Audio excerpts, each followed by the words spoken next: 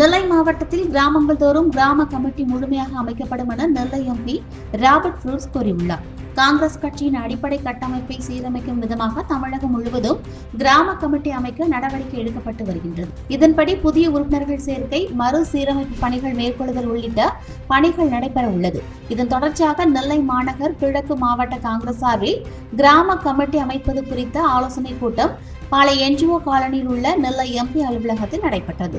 நெல்லை MP Robert Bruce தலைமை வகித்தார். மாநகர் மாவட்ட தலைவர் சங்கரபாண்டியன் முன்னிலை வகித்தார். மாவட்ட முன்னாள் தலைவர்கள் தமிழ்ச்செல்வன், கொடிக்குறிச்சி முத்தையா, முன்னாள் எம்எல்ஏ சுடலையாண்டி ஆகியோர் வரவேற்றனர். வட்டார தலைவர் டி. துரைராஜ், முத்துகிருஷ்ணன், மண்டல தலைவர் கங்கராஜ், இளைஞர் காங்கிரஸ் பார்லி தொகுதி முன்னாள் தலைவர் வி. பி. துரை, நிர்வாகிகள் மோகன் குமாரராஜா, பாக்கியராஜ், மாவட்ட கவுன்சிலர் தனித்தங்கம், ரூபன் தேவதாஸ் உட்பட பலரும் கலந்து கொண்டனர்.